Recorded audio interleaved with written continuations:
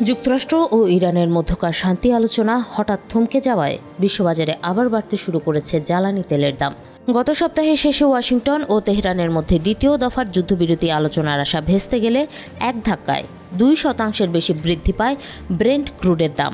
বৈশ্বিক দামের প্রধান এই সূচকটি সামান্য কমে বর্তমানে ব্যারেল প্রতি $106.99 এসে দাঁড়িয়েছে।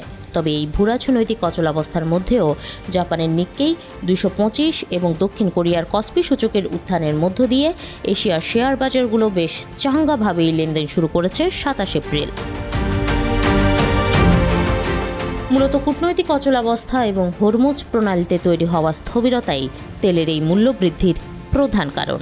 দুই পক্ষের মধ্যে সরাসরি কোনো আলোচনা হওয়ার আগেই হঠাৎ ইসলামাবাদ ত্যাগ করেন ইরানের পররাষ্ট্রমন্ত্রী আব্বাস আরাকচি। এর জেরে ক্ষুব্ধ হয়ে মার্কিন প্রেসিডেন্ট ডোনাল্ড ট্রাম্প তার দুই বিশেষ দূত স্টিভ উইটকফ ও জ্যারেড কুশনারের পরিকল্পিত পাকিস্তান সফর বাতিল করেন। নিজেদের এই কূটনৈতিক অচলাবস্থা কাটাতে আরাকচি 26 এপ্রিল সংক্ষিপ্ত এক ওমান সফর শেষে রাশিয়ার সেন্ট পিটার্সবার্গে পৌঁছেছেন প্রেসিডেন্ট ভ্লাদিমির পুতিন ও অন্যান্য রুশ কর্মকর্তাদের সঙ্গে আলোচনার জন্য।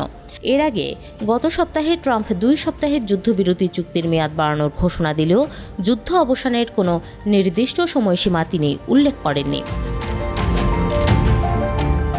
এদিকে মার্কিন ও ইরানি আলোচকদের এই অচলাবস্থার মাঝে হরমুজ প্রণালীতে জাহাজ চলাচলে নেমে এসেছে চরম ধস।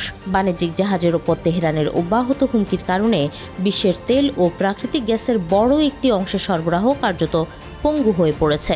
মেরিটাইম ইন্টেলিজেন্স প্ল্যাটফর্ম উইন্ড ওয়ার্ডের তথ্য মতে আগে যেখানে প্রতিদিন গড়ে 129টি জাহাজ চলাচল করত, সেখানে শনিবার এই প্রণালী পার হয়েছে মাত্র 19টি জাহাজ।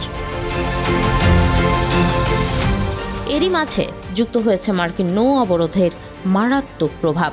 রোববার প্রেসিডেন্ট ট্রাম্প দাবি করেছেন, অবরোধের কারণে আগামী 3 দিনের মধ্যেই মারাত্মক ঝুঁকির মুখে পড়তে পারে ইরানের তেল অবকাঠামো।